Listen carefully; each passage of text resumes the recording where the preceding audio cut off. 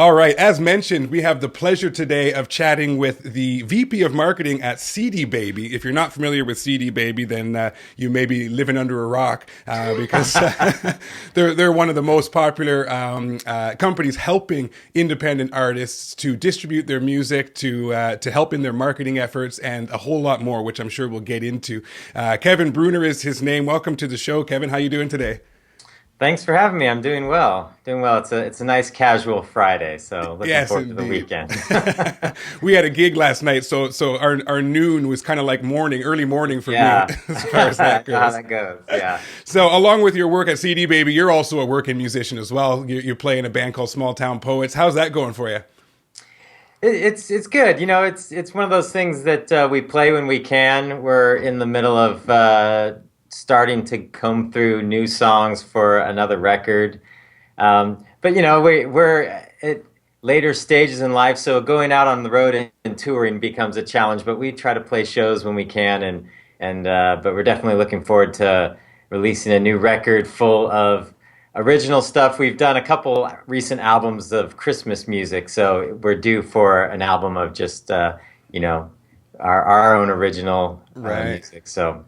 And I'm assuming you guys got what, smalltownpoets.com, or is there a place we can go to hear some stuff? Smalltownpoets.tv. .tv. It's a lesson for the kids out there. Don't let your URL lapse because somebody will snatch it That is true. and use it to spam people. So yeah, smalltownpoets.com may be permanently history, but we've tried to get it back with no avail. But yeah, smalltownpoets.tv, and we're on. Our whole catalog is on Apple Music, Spotify. You can hear it all there. So, Of course it would be, working at CD Baby and all. of course, of course. Well, that's cool. I have actually yet to check out the music that you guys have been making, but I'm looking forward to. We talk a lot about on this show. We talk a lot about two primary topics, which are music production and music marketing, all sort of geared towards the DIY musician. Much like you do on your show. That's another thing I should mention is you're also a podcaster, the DIY Musician Podcast, which is actually one of my favorites. I have been listening for quite some time, and I don't miss episodes these days. It's always good conversations on that show, and it's in the subject matter that's right up my alley, and of course, right up the alley of most of the people that listen to this show as well. How long have you been with CD Baby now? Over 10 years. 10 years. And have you been doing the same job in the same role in the company for this time, or have you been sort of bouncing around a little? Well, I started out just helping artists who were, needing help distributing their music. We have what's evolved into a giant call center of, of people helping artists all day. When I started working here, it was like a couple of broken tables in a back room and like six of us answering the phone and answering email for artists and just talking to artists, helping them distribute their music. And so we've grown a lot since then. I've done things I did a stint of pitching songs for film and TV, songs from our catalog. I did that for a bit. And then when we were joined in with the Disc Makers brand, we started a marketing department here. And so I moved into the marketing department at that point and just worked my way up from just doing social media marketing and just became over time, worked my way up to being VP of marketing. So tell us a little bit about that role in the company, VP of marketing. Like, what's your day-to-day workday look like these days? Well, a lot of it is like just trying to think about the bigger picture of things that we need to do to reach out to artists, let them know we're here. I also do some business development. So I have my hands involved in the product side, things that we're developing, tools for artists to use to help promote their music, or just tools that they've been wanting to track their distribution, things like that. So I have my hands in that as well. And then, there's some new brands that we have that we're working with that I'm involved with. One is called Illustrated Sound. It's a YouTube network. It's illustratedsound.com. You can check it out, and that's just a way with it. It's a new brand that's geared towards helping artists capitalize on YouTube revenue and from the network perspective. Right. And so there's things like that I'm involved with. But from the marketing perspective, it's a lot of looking at what our goals and things that we need to accomplish, and making sure my team's doing the things that we need to do to make those happen. That makes sense. So probably a lot of analyzing metrics and coming up with strategies and Yes, things lots of of that that. Yes. nature. I don't know if we'll get too deep into that right now, but I am a marketing nerd, so I love all that kind of stuff. That's awesome. Now you mentioned something about this YouTube network. I mean, I'm active on YouTube, but I'm not really all that entirely clear on these networks that because I get emails, I get approached from people all the time that say, hey, we love your content, why don't you join our network, and it's going to make you all kinds of extra ad revenue and whatnot. And I understand some people are kind of scammy, some people may actually have something to offer. Can you tell us a little bit about that? Like, what is this whole YouTube network thing, and how can it benefit someone, and how can it possibly be detrimental if the wrong person's running the network? Yeah, well, there's two ways that artists monetize their music on YouTube. One is more of a passive way, and that's where the audio is monetized. So if you're distributing your music through CD Baby and you've signed up for our YouTube monetization program, that means that we're going out into the YouTube network, or YouTube is. We give them the digital fingerprint of your music, and they look for people using your music, and they turn ads on those videos and they monetize it that way. So that's about the audio file. Okay. You know, the track that you're the music that you're making. The network side is about your actual channel. So it's about the content that you're putting on your channel. So it could be music related. It could be all your behind the scenes footage. It could be your whatever stuff that you're creating and posting to your channel. It's about monetizing that channel. So really two different things. And so the network's focused on the channel. You know, if you have a channel that has a decent amount of subscribers, and YouTube is something that you use as a piece of your creative output, how you promote your music, then it can be a nice next step. It gains access to in some cases, some different types of ads, and it also usually gets you resources and some visibility that you wouldn't have otherwise. And ideally, if you're working with a network, they're helping you optimize your channel, giving you some suggestions to improve your content, so you get, YouTube's looking for certain metrics. So if your channel has great watch time, meaning people are watching through your whole videos, the chances of them putting ads on your channel are better, because they don't have to put ads. Everybody sees ads, but there's times you watch a video on YouTube, you don't see an ad, and that's basically because YouTube doesn't think that they're going to get a conversion off of that. So there's things that you can do to optimize your channel to improve what the results you're getting there. Because in reality, YouTube has built it's a media distribution platform. A lot of artists kind of look at it as just a place to park their videos. Like, this is where I park a video and I put a link to it. But that's not really how YouTube intends it to be used. That's how it kind of started back in the day. Right. But really, they want people to think about channels almost like you think about a channel on the cable. When you're flipping through cable, there's a Food Network, there's a History Network. That's how they kind of want people to create on YouTube. So as an artist, it's a matter of trying to find some focus, trying to find use the tools that YouTube's provided to increase the desire for people to watch your videos and watch the next video and all that. So with the network, we try to help artists do that. And then there's some power in numbers. There's some advertisers that advertise only on networks and such. So there's some benefits. The things to watch out for are people that make big promises and take huge back ends. There's some companies out there that will make promises that they'll get you all these endorsement deals and such. And that's just something that, if they're promising that, I would be very wary. And some of them take like a 50% cut and lock you into a lot of things. Our network is really low key. We're just trying to provide extra support for artists who have channels that are doing well, that can, that need the extra help of getting them to the next level with their channel. So that's what we're doing. And it's a new brand. It's illustratedsound.com. You can, if you're listening and want to apply to join, check it out. I'll certainly check it out. I'm curious myself. Yeah.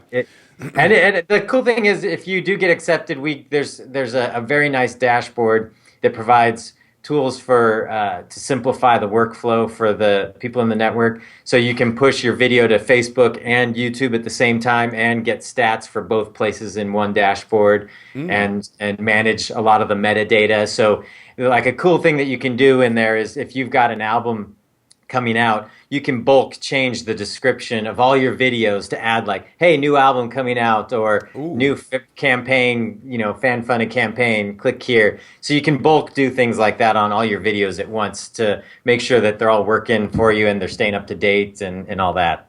That's awesome. That's a feature I would love. Yeah. So there's cool tools in there like that, and we're adding them all the time. It's moving really quickly. And is there, I imagine there's some sort of revenue share in terms of ad revenue between the network and the artist who's joined the network? How does that work?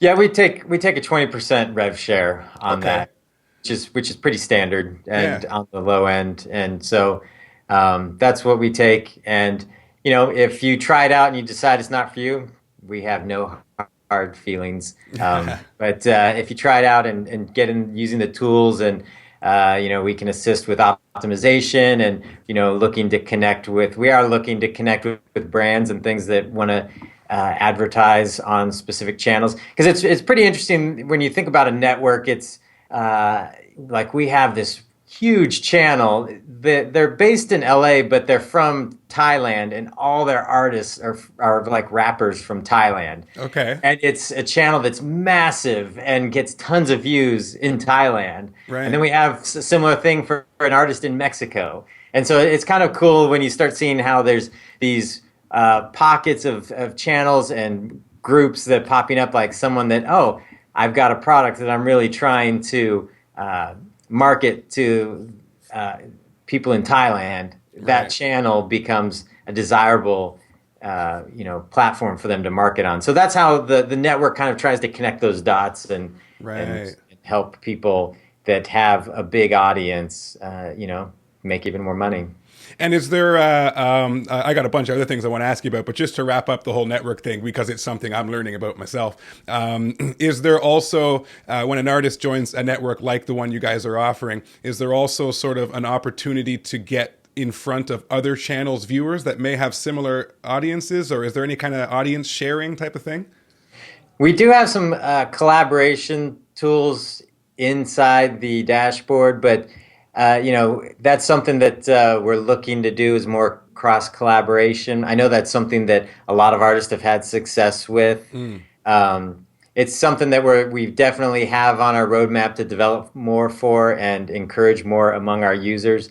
The brand is really new, so we just haven't really gotten to build out all that portion yet. Fair enough. But that is something that is, once you get in the world of YouTube and really understand what's happening with a lot of those big YouTube channels and YouTube stars, is that you've seen, you'll start noticing that there are some cross collaboration between big channels, and so where it makes sense, we want to encourage that. Okay, that makes sense. Fair enough.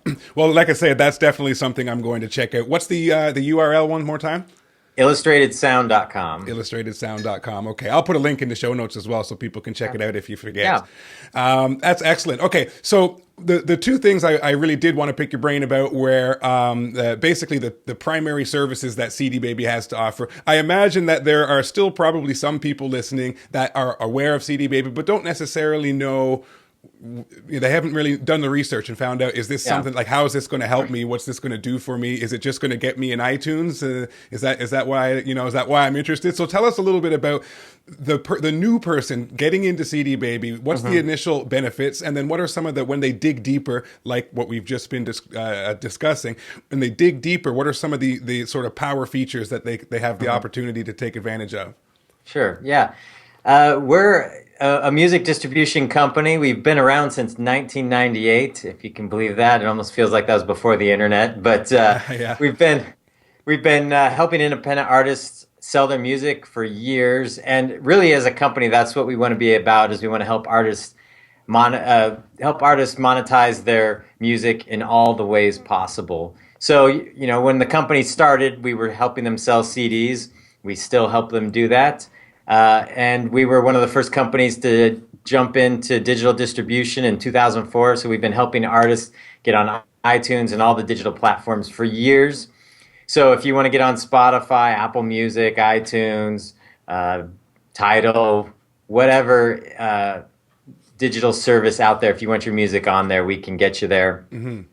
But then beyond that, like I said, we want to help artists monetize their music in the most ways possible. We've gotten into the world of music publishing. So our CD Baby Pro distribution option allows us to collect publishing monies on your behalf. So we become your publishing administrator. And then we have YouTube monetization, and we've actually been starting to build out our sync licensing program even more lately. So there's lots of ways that you can monetize your music, and those are the main ones. And we're always looking for ways to help artists, make the most money from their music. Right. Okay. Very good. Now you talked about sync licensing and YouTube monetization. It's funny because I play music with my lovely lady. Her name's Carol Channeling.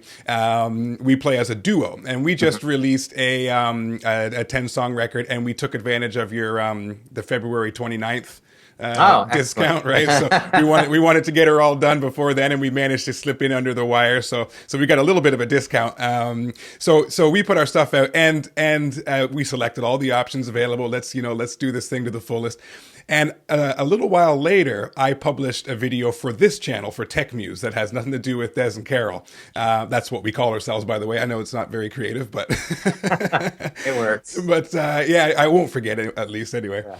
But so I put out a little video where I was demonstrating an audio technique in my recording software, and I happened to use one of our tunes from the record as the audio example, right? And I got an email the next day from YouTube saying, "You are using copyrighted material that belongs to somebody else. You're not in trouble, but we're going to put ads on that." And I thought, this is cool. Like, I could see it working right there off of my own video from my other channel.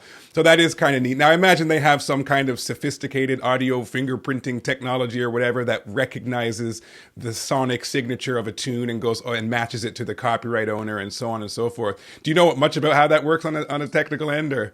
I don't on a technical end. I know they scan every track and build a fingerprint. I don't know the actual specifics. I'm sure they don't let people divulge all their secrets. Yeah. But it just fingerprints the track, and then when you upload a new video, it scans and references their database of all their fingerprinted copyrighted material, and then if it finds a match, you get that message. Mm-hmm. And it must be fairly sophisticated, because I know we uploaded a video of a cover of us playing a Jefferson Airplane tune, White Rabbit. And so it wasn't the original recording.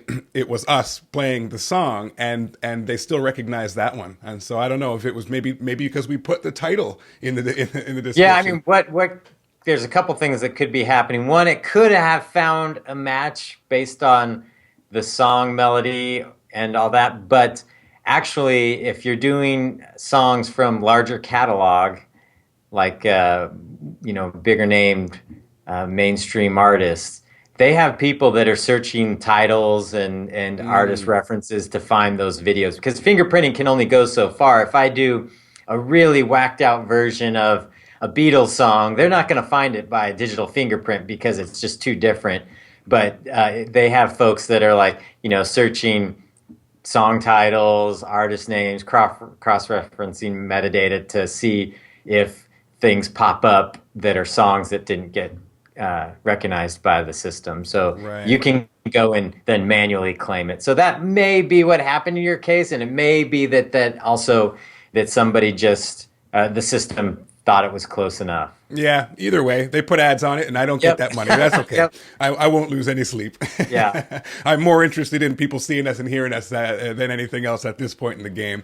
Now, that leads me to another question. A few episodes ago, you spoke to a woman named Annie about cover songs. Annie Lynn, I believe I got it on my screen. It's episode 156 of the DIY Musician podcast, if people want to go check that out.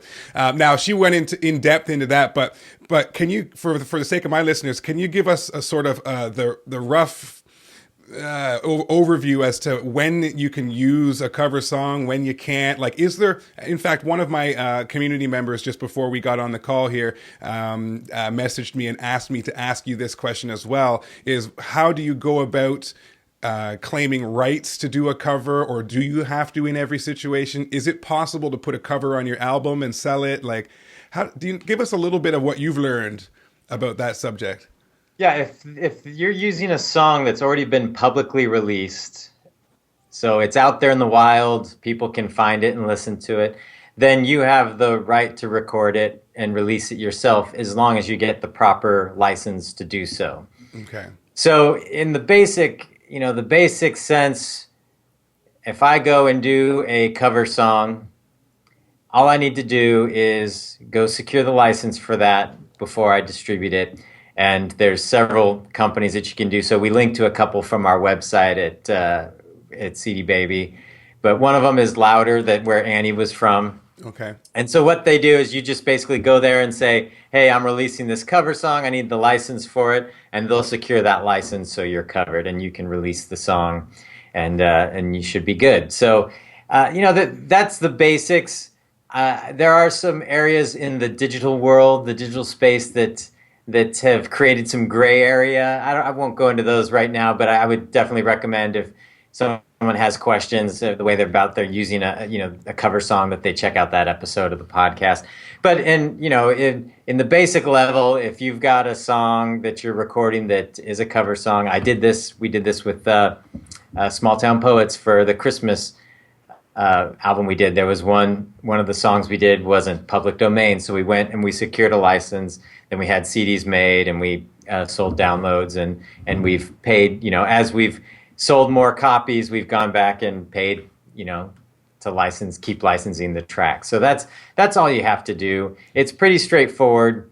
And, if you've got a cover song out there and you realize, oh, I didn't get a license for it, no one's going to send you to jail, but I would say go get a license right away and settle up with what you owe, because if it was your song, if you had a song that became popular and people started covering it, you'd want the same consideration as well. So certainly, yeah. I encourage people to do that. And I think it's so easy now compared to like when I started working at CD Baby. It was actually really hard for independent artists to go get a license to do cover songs, and a lot of times they just couldn't, because you would send a letter to a publishing company who's dealing with much, much bigger copyrights or much bigger releases, and they just would never get back to you. Right. But it's your right by law to be able to, do cover versions of these songs. And I encourage artists to do it. It's been one of the biggest ways that we've seen artists break into the scene and start building an audience. And it can be very useful for getting your career to the next level, to do your own version of a cover song, especially on YouTube. YouTube's been a great place where artists have done cover music and been able to build an audience from it. Totally, yeah. We try to do a lot of that, and kind of put our own thumbprint on the tunes that we like, and put them out there. And I find that the other advantage to doing that, not only do you get to sort of express your unique musical take on something, but it's from a sort of search engine optimization perspective, you're getting what I like to call coattail links. Yeah. Someone who's searching for that latest Adele song, they may stumble on your version of it because they're searching for that song, right? Yeah. Whereas that original tune that I wrote in my basement and just released the other day, nobody knows about it yet, so nobody's going to be searching for it, Exactly. And hopefully that changes as time goes on. But yeah, it's a good way to get in front of new eyeballs and new ears, and hoping that they like what you've done and choose to dig a little deeper into your world and maybe hit your website, join your email list, and so on.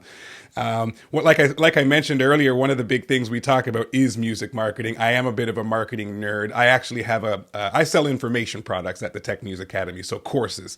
And one of the courses is called the Artist Promotion Blueprint, which is essentially internet marketing for the DIY musician with a strong focus on automation. I'm a bit of an automation nerd. And one of the things we talk a lot about is the importance of your email list. In your experience, would you on a scale of 1 to 10, where would you place getting that email from a possible fan? If 10 being the best, I'd say a 10. Yeah. Email is still by far worlds ahead of social media as far as getting results from your communication to your fans. If we use it here at CD Baby all the time because it gets results. I can go spend a lot of money on social media, getting people to see our ads and see our posts, which we do, but it doesn't even compare to the results we get Mm. from the emails we send. And people just think about email differently. They think about it as a message to them personally. And I think that's one of the advantages of it.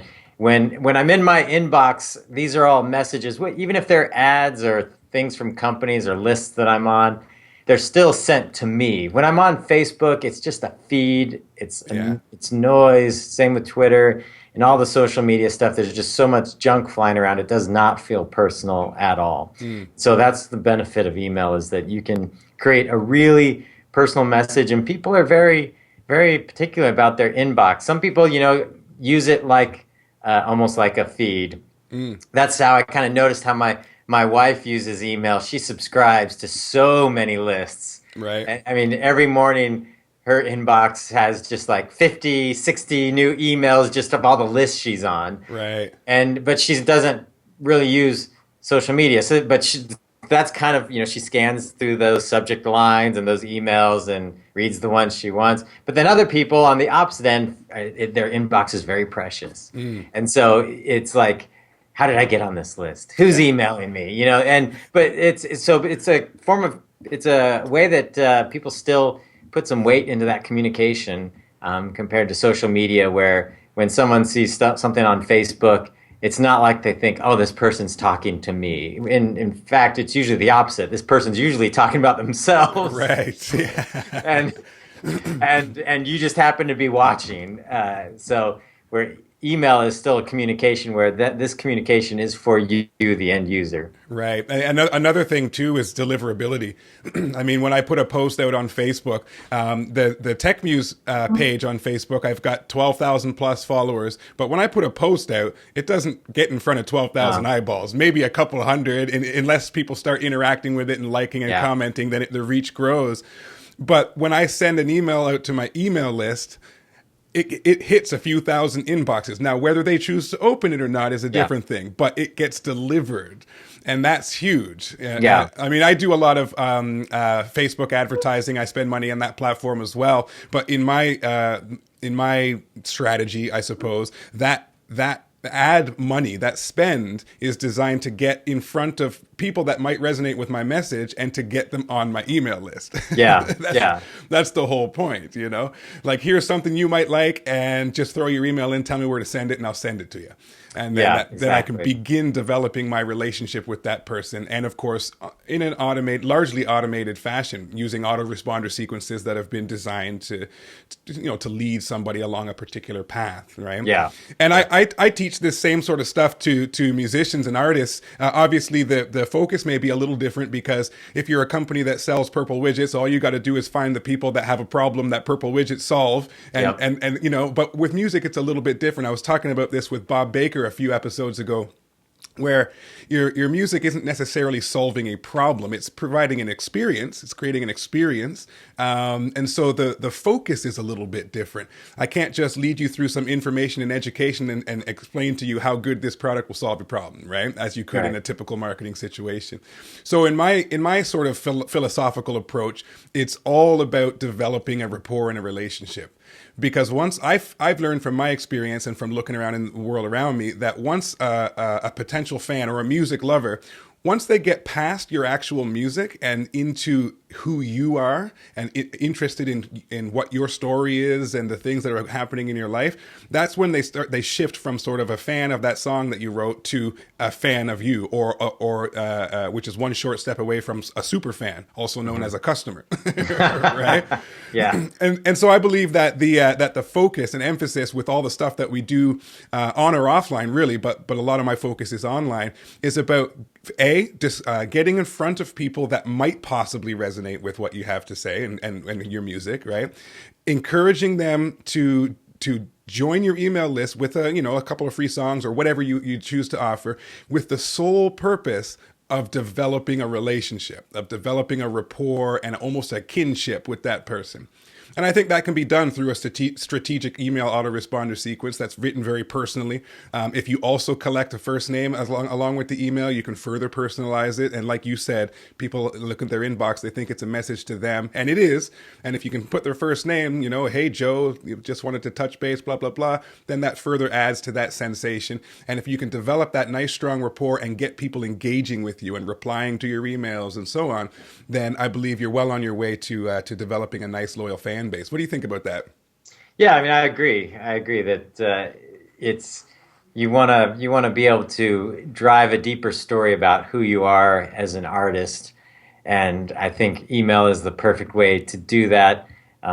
In social, it's hard, it's fragmented, but that's something you got to look at, is like, how do I get these people deeper into what I'm doing?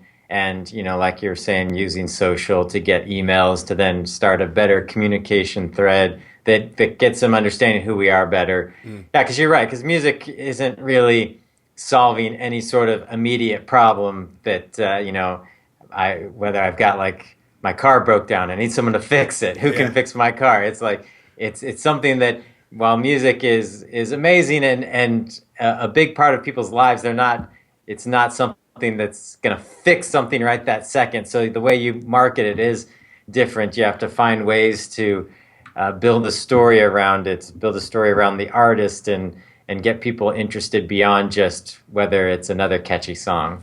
Yeah, exactly. Yeah, one of the things I like to say a lot is that people don't really care about your stuff, your CD and your T-shirt and your this and your that, until they care about you in some way. Exactly. I found this to be true. And so that's really, in my opinion, the point of focus. Develop these relationships. Do it in an automated fashion that allows you to scale. That's the reason for the automation. Because when you have 10 people on your email list, you can handwrite it, put it in an envelope, lick it, and send it in the mail.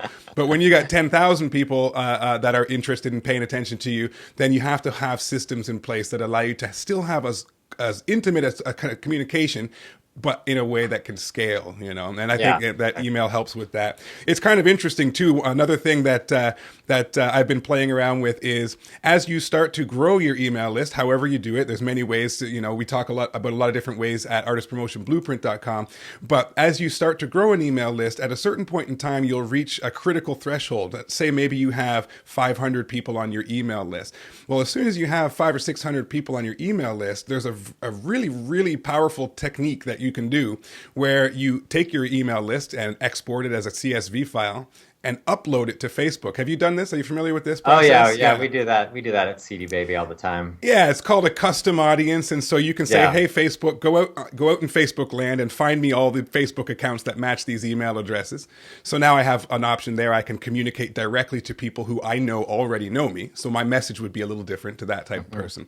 But I can also say, "Okay, Facebook, have a look at those 500 Facebook accounts and analyze them and tell me what is similar about them all, interests, etc." Age group, demographics, all of that, and then go out and find me 2 million more people like that might be interested in what I have to offer. And then I can put a different message out to those kind of people and grow my email list exponentially quicker. And this has worked amazingly for me with my brand here at TechMuze, and we're starting to get to that point with the Dezz and Carol project. We've only been at it for a short while, so that's still in its infancy.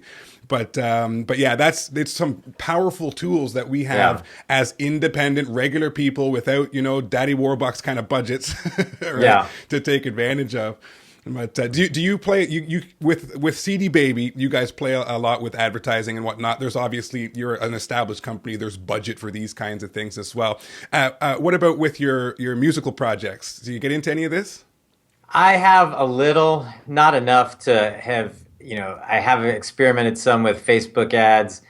The ones that I think I've seen the most success from is like when there's an event, like a show, and being able to promote an event. But I haven't had enough experience with it on the musical project side to have drawn any strong conclusions. It is a challenge just because, Facebook now it's pretty much a pay to play type situation where you can post your content up there, but most of your fans aren't going to see it. Yeah.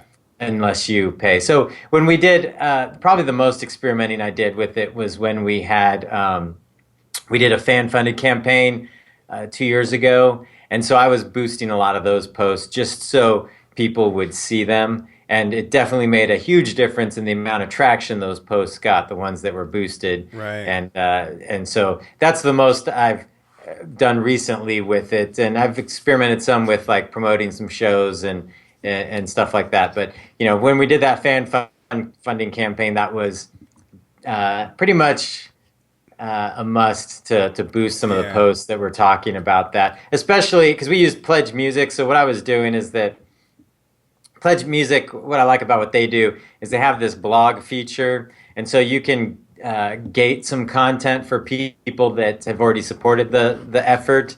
So you're in process of making your record, and someone makes a pledge to sponsor the release, and then you can make certain behind the scene footage or special content only available to them. So we were doing some of that, and then there was some posts on that blog that were doing really well. So I would take them and put them back on Facebook, leading into that blog, and boost it. So some of the blog posts that were driving lots of traffic were then through Facebook driving people back to the Pledge Music campaign. Gotcha. So that's the most I've done with it recently, and it seemed to work. But it was still dependent on whether or not the content was good. So if you've got boring content and you boost it, you're probably not going to get any results. Yeah, well, that's if you always don't have the something case. people want to see, then you can pay all the money you want. Yeah. Here's this shot of the back of my head. Enjoy. Yeah. No, I found ever since I started digging into the Facebook platform, both on an organic sort of just using it like a regular person, and also on a paid traffic sort of advertising level. I've realized that I no longer like boosted posts or sponsored posts or whatever they call them these days. And I'll tell you the reason why is because I have no control over the targeting of who I want this stuff to get in front of. So, for example, if I'm trying to get it in front of people who are already fans of mine, it's way more accurate for me to actually grab my email subscriber list and say target these specific people, and of course I can go beyond that. I can say target these specific people and those specific people, and excluding this country and using this country instead and whatnot. So, if you have the time and the inclination to learn a little bit about it, you can get so much better results if you actually open up the ad manager and you're publishing the same thing, the same piece of content or whatever, but you just have a great deal more control. And again, if you don't want to take the time, then you can boost it and you will improve your results. But I think you'll get more bang for your buck if you get into the ads manager. And that's stuff we cover at Artist Promotion Blueprint too, for those people who might be interested. All right. So I want to be respectful of your time, man. I really appreciate you coming on and spending some time to chat with me. And I was hoping to do it live, but we had some technical difficulties, and Blab was not cooperating today. So we will get this out. It'll probably be audio only format, which, as I'm a big proponent of automation, but also on top of that, I like to exert one piece of effort and get many results. Yeah. So, right. So I like to get a video for YouTube and audio for iTunes and Stitcher and, all that at the same time. But life goes on, and so it goes, right? So listen, it's been a pleasure. If people want to reach out to you, get a hold of you in some fashion, what's the best way for them to do that? I'm always on Twitter. I'm at K Breuner, the letter K, and my last name Breuner, at K Breuner. That's a real easy way to get in touch with me. My email is just kevin@cdbaby.com. And if they want, go to CD Baby, check out what we're doing. The web address for the artist services is members.cdbaby.com. cdbaby.com is our storefront. You can still get to the member site from there, but that's our storefront where we're selling artist music, CDs, downloads, but you'll also find out information about getting your music all around the world, and we can help you do that and help you monetize. So you can check that out. And then the podcast you mentioned is the DIY Musician Podcast, and that's in the iTunes store and the podcast section, and the web address for that is cdbabypodcast.com. Yeah, I've got it on my screen right now. And I do recommend to all those who listen to the TechMuze podcast, if you don't already, subscribe to DIY Musician because it's fantastic and you'll learn a lot. You have a lot of interesting guests on, and like I say, I know I learn a lot from it, so I appreciate you doing the effort. If you're ever short for a guest one day, let me know. I'd love to come and rap about music marketing with you guys. All right. Listen, I'm going to cut you loose, Kevin. Once again, I appreciate it, and hopefully we can do this again sometime. Yep, thanks for having me. Thanks for being here.